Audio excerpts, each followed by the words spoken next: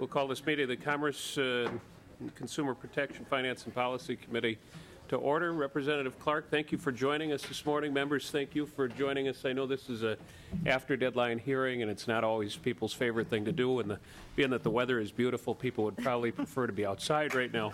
But Representative Clark has been very persistent and very in sharing a number of substantive arguments in favor of GMO labeling. We've been talking over the course of the session, and she's persuaded me to hold an informational hearing on this relatively intriguing topic for members of the Commerce Committee, which is where labeling bills go. It is, again, an informational hearing only at this point to sort of tee the issue up. We've allocated, I believe, Mr. Kwapik, about 15 minutes for the overview of in support of the bill and an equal amount of time for those if there may be opposition to the bill. The second item that we have on the agenda today is with respect to the lottery and certain things that they can and can't do. That is an action item, however. So at about 9:15, 9:20, we'll be turning to that issue for those that are here with respect to to Representative Lincheski's bill. With that, Representative Clark, House File 3140 is on our agenda this morning, and I'll turn it over to you. Thank you so much, Mr. Chairman and committee members. I'm really happy that you're here today. This is a bill about the basic right of consumers to know what's in their food, whether or not their food contains genetically modified compounds. So what I want to start with, Mr. Chair, is tell you I have selected 3 witnesses, and I know there's a 4th witness also that wants to testify in support of the bill. I have not talked to that person, but I want Minnesota to take its place among the other 3 and now 4 states that do require labeling of genetically modified foods. Again, this is a labeling bill. It has nothing to do with banning any sorts of foods. It's talking about the consumer's right to know. So it's very appropriate it's before this committee. Just by way of background, there are at least 64 countries, including U.S. major trading partners that require GMO labeling, and the opinion polls show that Americans really do want to have GMO foods labeled. The American Public Health Association, American Nurses Association endorse this labeling. The Farmers Union also endorses it, and there's a letter that will be circulated for you to look at for that from the Minnesota Farmers Union. So, Mr. Chairman, I'm going to get right to the witnesses because they have lots of expertise and can provide the information the committee may want. We also have a treat coming for our second witness. All right, thank you, Representative Clark. And if you just identify yourself for the record, proceed. And welcome. Thank you, Mr. Chair, members of the committee. My name is Jim Riddle. I own and operate Blue Fruit Farm in Winona area and serve on the board of Right to Know Minnesota. I also serve on the Minnesota Pollution Control Agency Citizen Board and as an elected supervisor in the Winona County Soil and Water Conservation District. I just want to make it clear that my remarks are not offered on behalf of MPCA or the SWCD. According to a recent report from the USDA Economic Research Service, and I quote, U.S. consumers eat many products derived from GE crops, largely unaware that these products were derived from GE crops. Despite the rapid increase in the adoption of corn, soybean, and cotton GE varieties, questions persist regarding their economic and environmental impacts, the evolution of weed resistance, and consumer acceptance. And those are direct quotes from the ERS report.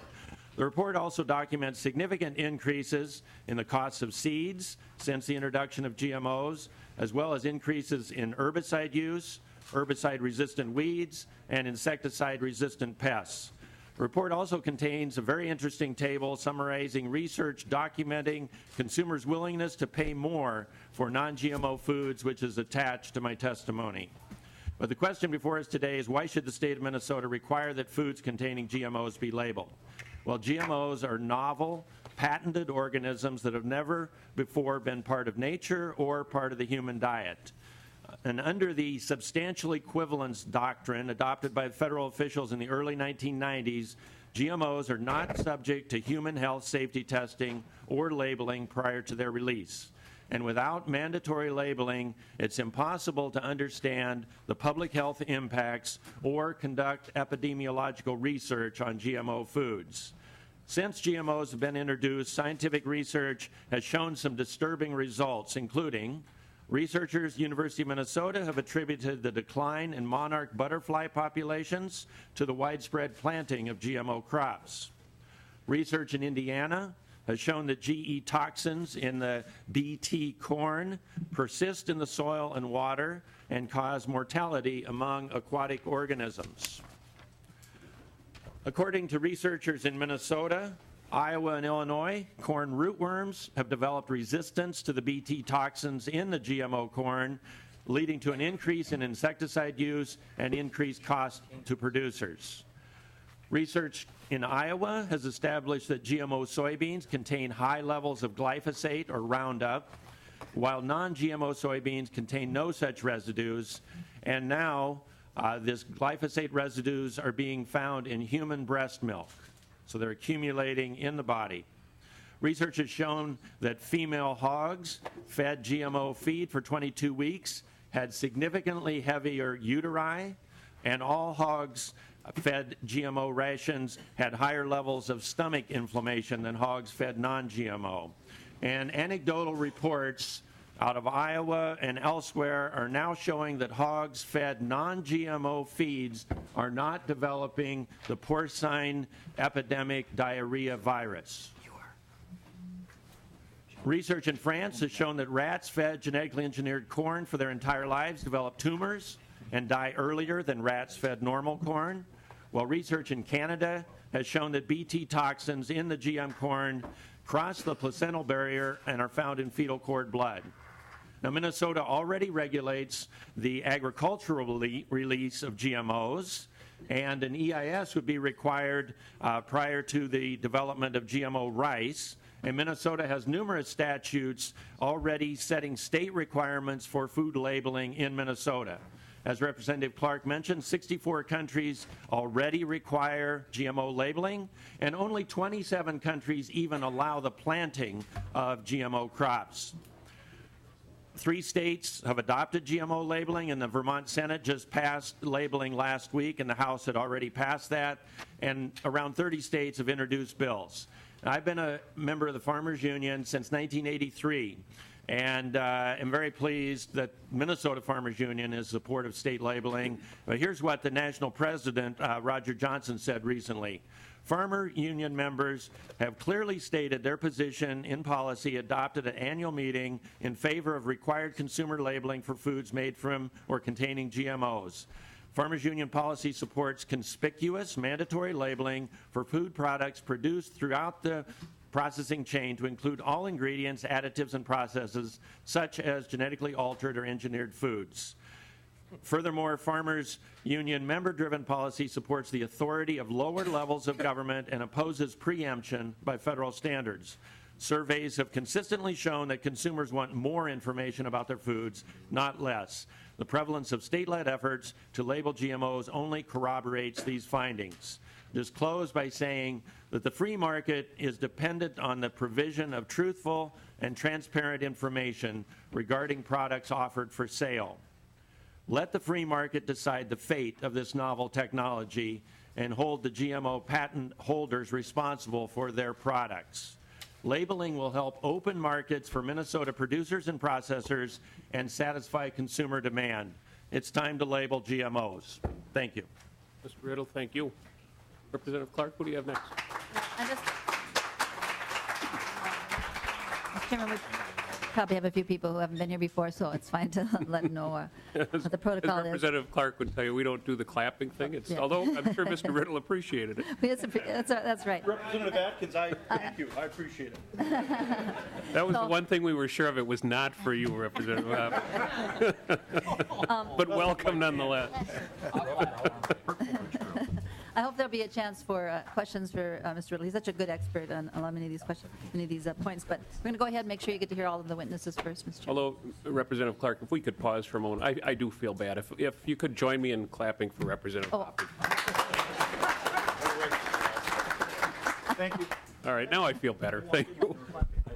Welcome this morning. Mr. Chair, members of the committee, my name is Liz McMahon. I'm the Consumer Affairs Manager at Mississippi Market, a St. Paul Natural Foods Cooperative owned by 14,000 member owners with sales of $25 million. I've been with the business for 13 years, but this is my first time testifying before you. We've been St. Paul's source for local, organic, and non-GMO foods for 35 years.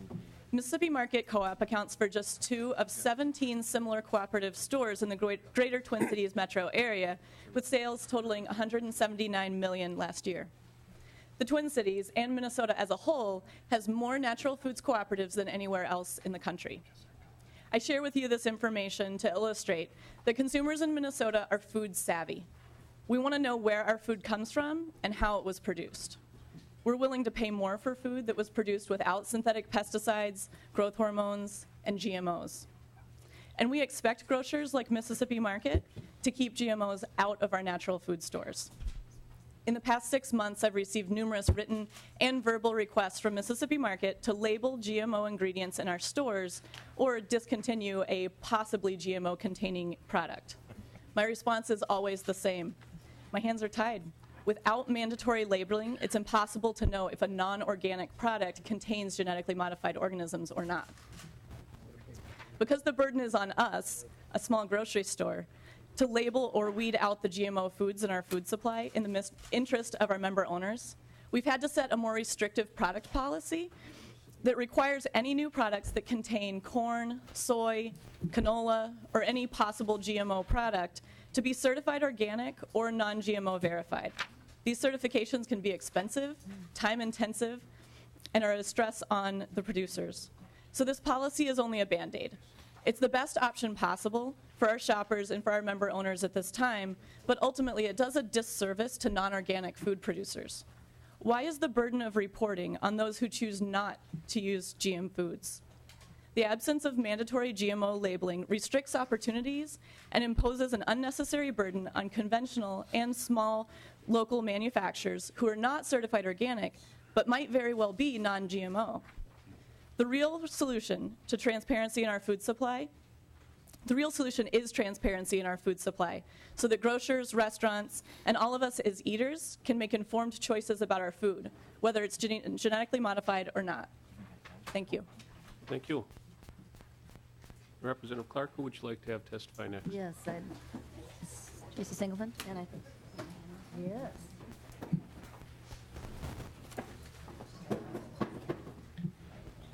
Okay. And good morning and welcome. Good morning, Mr. Chair, members of the committee.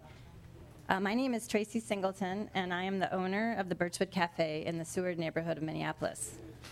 I am also a mom to my 5.5-year-old daughter, Lily, a board member of Right to Know Minnesota, and as a member of the human race, I am also a consumer of food. I'm also a first-time testifier, and I am proud of these labels. I opened the Birchwood Cafe in 1995, and for the past 18 years, it has been our mission to connect people to where their food comes from. We source as much food as possible from local farmers who use sustainable practices. Trust, transparency, and relationships are at the heart of what we do. It's what the Birchwood is built on. When I shop for the cafe, I am always aware of the trust my customers place in me and my farmer relationships. My customers rely on me to provide that direct connection with the people who grow their food. My customers rely on me for good, real food, food that is produced without chemicals, food that does not harm people or the planet.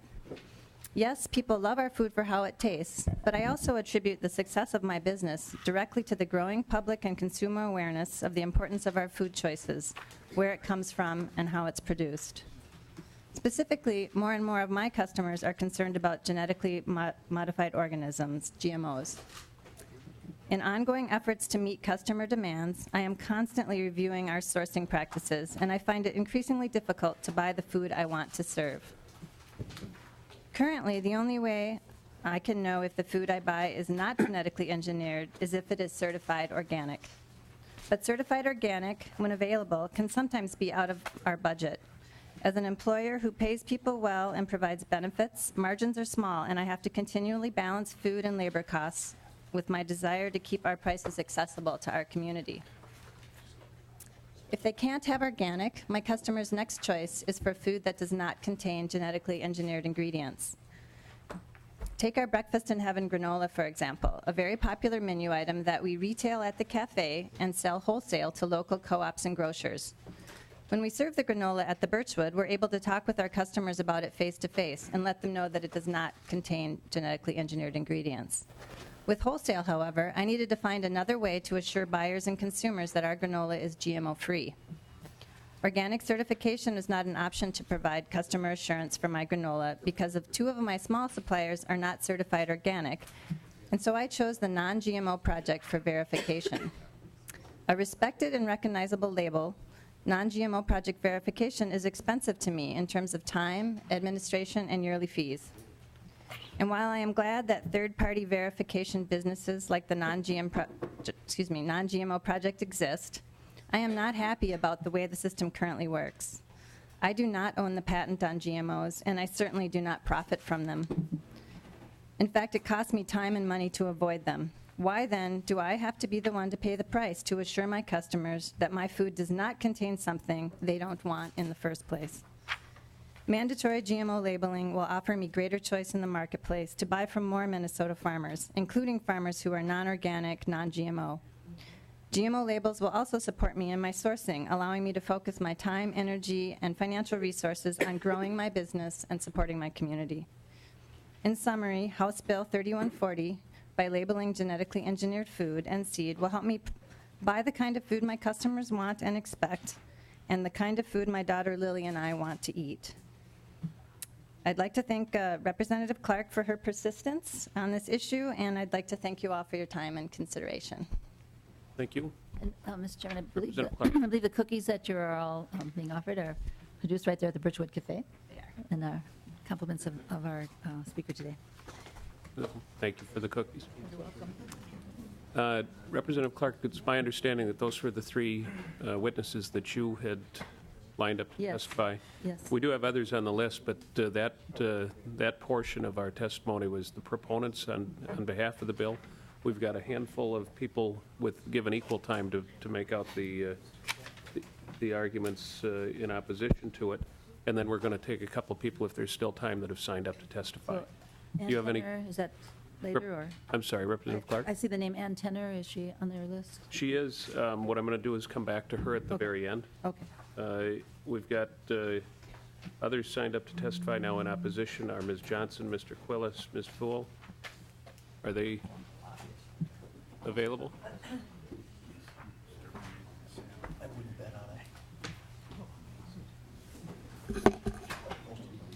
Mr. Chairman, members of the committee, my name is Tony Quillis. I'm representing the Minnesota Chamber of Commerce today. I'm the Director of Environmental Policy at the Minnesota Chamber.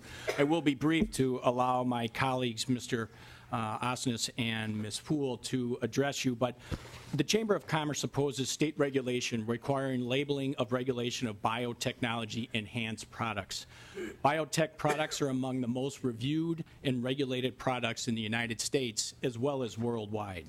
State regulation will interfere with national standards in placing an undue burden on Minnesota businesses attempting to compete in a global marketplace and would lead to confusion of customers as well as state-by-state labeling leading to confusion among manufacturers as well as retailers of products. Ultimately, the Chamber believes the federal government has a responsibility to regulate food, plant, and other biotechnology-enhanced products under the statutes and regulations adopted by the U.S. Food and Drug Administration, the Department of Agriculture, and the Environmental Protection Agency. Additionally, the Department of Agriculture here in Minnesota also regulates the release of genetically engineered organisms. Regulations by these agencies on the state and federal level ensure that products are safe and under a consistent, uniform national policy. Mr. Chairman, if I could give you one example on the national level of how the Chamber thinks the best way that this would work, it would be the United States Department of Agriculture currently has a national organic program. So we don't have 50 different definitions of what's organic and what's not. And they go through and have an ideal, I think that's an ideal model to follow. It provides consistent, uniform standards for consumers, manufacturers, and retailers across the nation. Mr. Chairman, with that, I'd like to, like I said, I'd like to cede my time, if I could, to Ms. Fool and Mr. Ross. Thank you, Mr. Quillis. And who's Ms. Poole or Mr. Osnes want to go next? Mr. Osnes, welcome.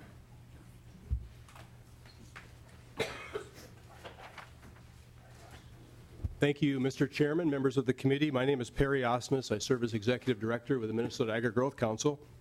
And AgriGrowth's 200-plus members represent a broad cross-section of Minnesota's agriculture and food sector, from agribusinesses and related industries to food processors, production agriculture, and academia. I'm here today to testify in opposition to House File 3140. And although it's referred to as a GMO labeling bill, it's ultimately an anti-biotechnology bill, which is unfortunate given that national and international science community and U.S. government bodies alike have found that these products are essentially identical to conventional varieties and pose no greater risk than non-GMO food products. A few points I want to make. I know we're short of time, but first off, biotech products are safe. They are among the most reviewed, studied, scrutinized, and regulated products in the world. Testing has shown, and I should say that, and Mr. Quillis mentioned this earlier, that these products at the federal level go through review from 3 federal agencies, USDA, EPA, and FDA.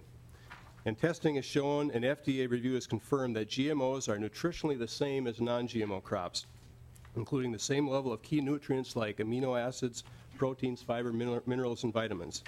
And according to FDA policy, requiring the labeling of foods that are indistinguishable from foods produced from traditional methods would mislead consumers by falsely implying differences where none exist.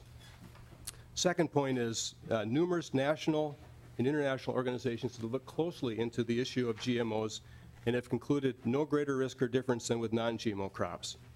Biotech crops have been grown by farmers for over 17 years, and foods derived from agriculture biotechnology have been eaten by billions of people across the world without a single documented health problem. Respected scientific authorities such as the National Academies of Science, United Nations Food and Agriculture Organization, World Health Organization, American Medical Association, American Dietetic Association, and American Association for Advancement of Science have all looked at hundreds of scientific studies and concluded that foods with biotech-derived ingredients do not pose any more risk than other foods. Third point I want to make is biotechnology has been a great tool for Minnesota farmers and U.S. farmers and worldwide. You know, modifying crops through selective breeding have been going on for thousands of years, and biotechnology is just one additional aspect of that. According to USDA, 90% of the soybeans in Minnesota grown are biotech varieties, and nearly 90% of corn are. And there's a reason for that. Farmers have found this to be a useful tool to enhance production, conserve soil, reduce fossil fuel use. Other crops other than corn and soybeans that are currently grown with biotechnology include alfalfa, sugar beets, and canola. The other thing about biotechnology as it relates to production agriculture, there are other things in the pipeline that are going to be good for farmers, and I believe consumers down the road as well. Things such as varieties that improve nitrogen efficiency in plants and increase drought tolerance. The one thing about agriculture is it's always been about continuous improvement, using the best science and technology to help improve and enhance production efficiencies. Fourth point I'll make is that in the future, biotechnology has the potential to provide future benefits related to human health as it relates to nutrition, dealing with allergens and disease resistance. Things such as omega-3 oils from canola oil that can help prevent heart disease, or new alternatives to trans fats from soybean oil. And scientists are also finding ways to remove common allergens in crops such as peanuts and wheat. I'm almost done here, but my fifth point is biotechnology plays an important role to help feed a growing world population. And that's important to Minnesota agriculture, and it should be important to the economy as a whole, because we rank 6th nationally in terms of exports. But according to the United Nations Food and Agriculture Organization, by 2050, worldwide food demand is expected to nearly double. And 70% of this food production increase must come from efficiency improved technology. And the bottom line is this, is we're going to have to, as farmers, produce more on less land. And biotechnology is an important tool to accomplish that. So while the studies reviewed by scientific community and U.S. governmental bodies have shown no difference between GMO and non-GMO products, we do recognize and support the choice of consumers to purchase non-GMO products. They do have those options to do so, whether it's through a USDA certified organic label, whether it's through food companies voluntarily labeling their products GMO-free. And finally, while AgriGrowth opposes state GMO labeling requirements such as this legislation, we do support federal legislation that would set up voluntary GMO labeling standards through the FDA. Thank you, Mr. Chair. And thank you, for the Mr. Oz. opportunity. And Ms. Poole, welcome back. Thank you, Chair Atkins and members of the committee. I will keep my remarks incredibly brief, but I appreciate your willingness to hold an informational hearing on this important issue today and the opportunity to testify in opposition of House File 3140. My name is Jamie Poole, and I'm the president of the Minnesota Grocers Association. We are a state trade association that represents the retail food industry for over 117 years. We have over 200 retail members with nearly 1,100 stores across the state, about 100 distribution and manufacturer partners. Our member companies employ approximately 125,000 union and non-union employees. We are committed to providing civic leadership and strive to advance the common interests of all of those engaged in any aspect of the food industry in Minnesota. Our member companies are the cornerstone of the communities that we serve. We provide good local jobs, a wide variety of food choices, and support our neighbors. Our number one priority is providing customers with the tools to make the best and safest choices for their families. The marketplace is ever-changing. Today, your average grocery store stocks over 42,000 items, or SKUs as we call them, and nearly 20,000 new items are introduced annually. On average, the marketplace holds over 300,000 opportunities for different products to be in the stores.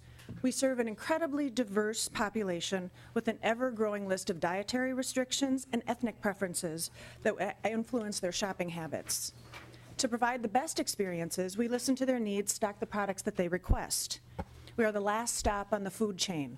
So it is our role not only to provide the shopping basket choice, but to educate on the products that our customers are serving.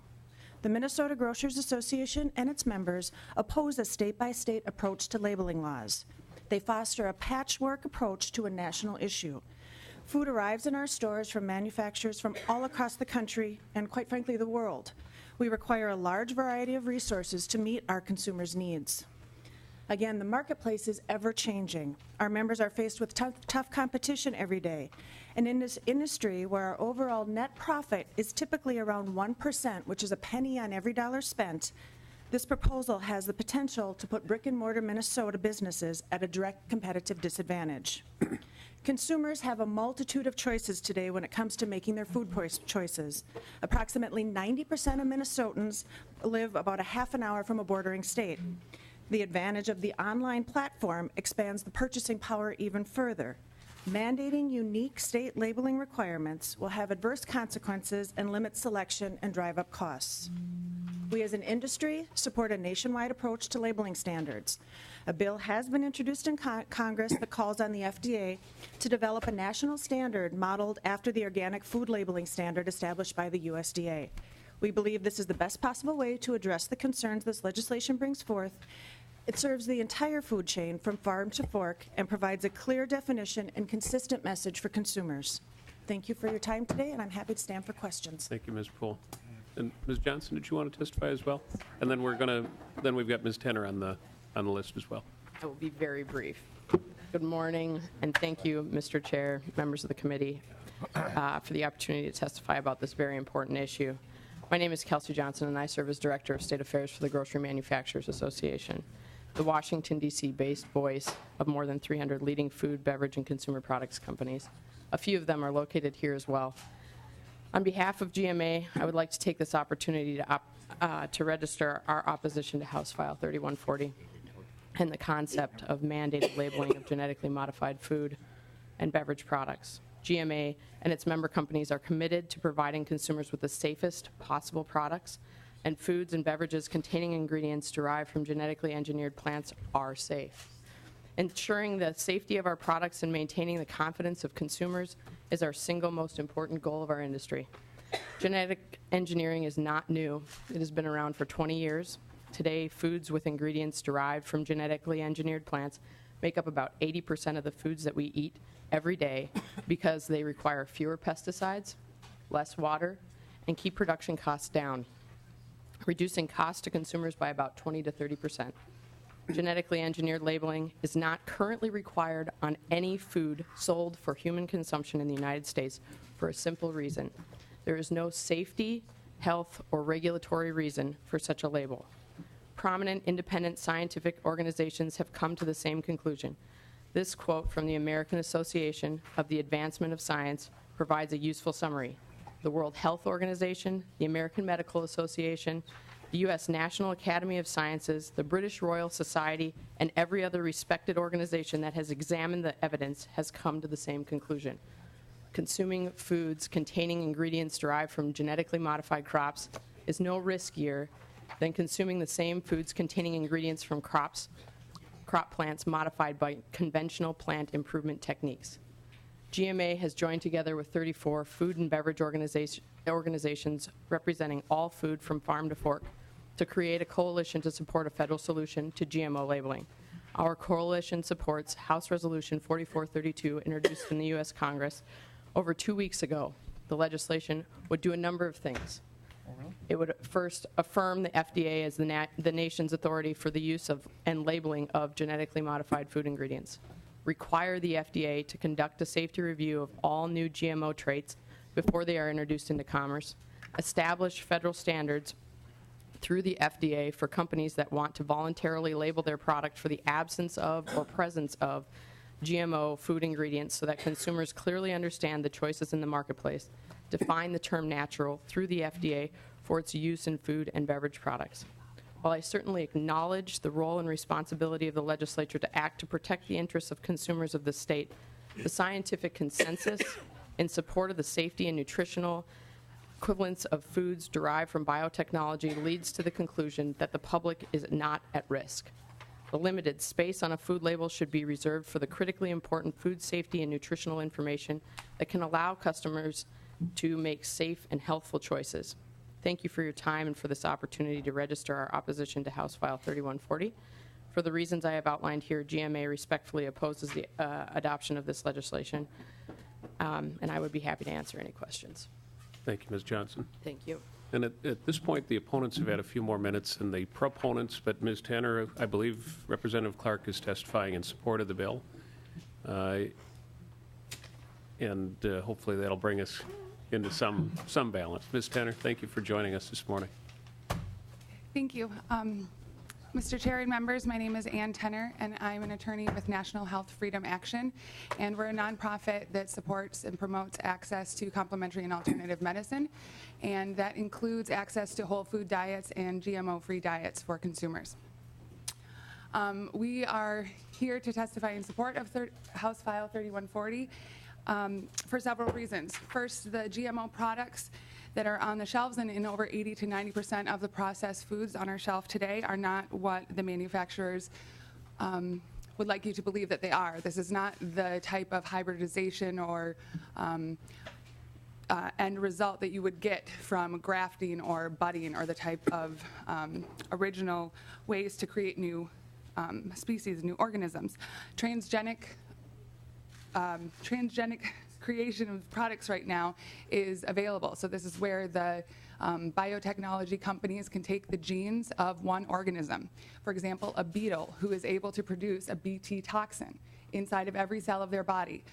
The researchers can take this segment of that gene and put it into corn to allow the corn to produce that toxin in every single cell.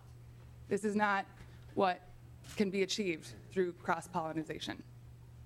We also support mandatory labeling because the GMO crops are not doing what the GE manufacturers said that they were going to do. There have been severe economic consequences for the farmers who have relied on the false promises of the GE manufacturers, and this has resulted in increased use of chemicals, insecticides, and pesticides, as well as resistance among the pests that the products were designed to actually target. And at the same time, we've had increased use of the pesticides and chemicals. We are also not realizing the increased yield that the GE manufacturers have promised.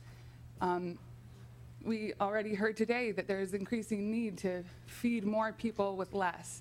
Well, after 17 years of being on the market and 20 years of research, that has not been realized. We don't believe that the label would be disruptive to the economy. We believe it will actually be a benefit for the economy and the local farmers here. Personally, I actually have a background in food science myself, and I'm fully aware that manufacturers change their labels all the time to make claims about natural, to make claims about low in trans fat, to do a special on the Olympics team. They're changing their labels all the time, and this would not be disruptive or break their banks. We also believe that this information, contrary to what you're hearing, that a label would be misleading to consumers, we believe that the absence of this information is actually what is misleading. This information is material to consumers' purchasing decisions, and we respectfully request that you give them the tools to make informed decisions about how they spend their money and what they're putting into their bodies. This issue is not going away, and we look forward to helping you and Representative Clark understand how important this issue is to the citizens and nationwide in the upcoming session. Thank you for your time. Thank you, Ms. Tanner. And Representative Clark, before I give you the final word, because it's your bill, I just wanted to compliment all of the testifiers. I think on behalf of the committee, this is precisely what an informational hearing is supposed to be about. Both sides did an outstanding job of making their cases in a cogent way, albeit briefly. I know we confine the amount of time. The next step for both sides is that obviously this is for informational purposes this morning. For it to move forward, it would have to come back before this committee and be voted out. I would suggest that if you feel strongly about it, that you continue to share your thoughts with members of the committee and myself. Whether it gets another hearing and there's action taken on it is oftentimes not just my decision, but a reflection of whether members are telling me that they'd like the bill to move or to not move. So that's important. I also want to acknowledge that Chair Poppy is here from the Ag Policy Committee, and I appreciate her listening in on the testimony this morning. Representative Clark, I'll give you the final word, and then we're going to move on to Representative Linczewski's bill. Okay, so there's not really time for questions, just some final comments? Not for purposes. The main goal this morning was to identify the pros and cons, and then. Okay, well, thank you, Mr. Chairman. I think, as you said, there was a good job done. I hope there was a lot of information that people did glean from the testimony that was offered. Just a couple of comments. It sounds like the opposition does think that there should be labeling, but it should be federally driven rather than state driven. I just want to share with the members of the committee, I've been here a few years now, and over the years, one of the things that helps us get good federal legislation is to have states be the laboratory of democracy and create the bills that help create eventually good legislation. I'll give you an example of another right-to-know example that in my own experience, which was when I first got elected, there was absolutely no right for people in Minnesota to know whether or not they were being exposed to toxic exposures at their workplace. There was no workers' right to know bill. I was a young legislator who didn't know I couldn't pass stuff that was hard, and so we passed it. About 3 years. We had major opposition. All kinds of, the chemical companies, the user folks came and presented lots of opposition to the bill. And then Minnesota became the 6th state to say that workers do have a right to know when they're being exposed to toxic substances. After about another half dozen states passed that law, then the federal government moved forward, and we had a federal workers' right to know exposure to toxic substances. Minnesota's law is still stronger, but that's kind of the way legislation happens at the federal level. That's sometimes desired by consumers and citizens, workers, and so on. So I'd say I would like to see Minnesota take its place. Right now there are 4 states, 3 that have the governors have signed 4th, that's, I believe, on the governor's desk, that have already said, yes, our consumers, our state citizens have a right to know when there's genetically engineered food before them. So this real basic right to know, I think it's a health issue, it's a science issue. And Mr. Chairman, you and I have been through the situations where we've had the scientists arguing against each other, and I really encourage people to look at this. This is good science to look at the issue of genetically engineered foods. And I'm confident that when you do, especially as the evidence mounts, and there's more research done by other countries and by our own states, sometimes state universities, and then other academic institutions, looking at what the impacts are. The fact that genetically engineered substances end up in the breast milk of our babies is something I hope you all pay attention to for our children. We're starting with the very youngest people. Some of the experimental efforts here that are going forward, as was pointed out by the proponents in the last witness, the promises of genetic engineering have not really come true for our farmers. And I think that I grew up on a farm. I know how important it is to grow good food. I'm right now involved in doing some organic farming. It's really important that we have good and safe food. And so, Mr. Chairman, I believe on both sides I heard a commitment to consumer choice, and that's what this committee is all about. So, Mr. Chairman, I will promise you that I will keep working on this, and my door is open to, obviously, to both sides on this issue, and I hope we can come back to you next year with a really strong bill again. Thank you, Representative Clark, and thank you to the testifiers, and thank you to everyone who joined us this morning.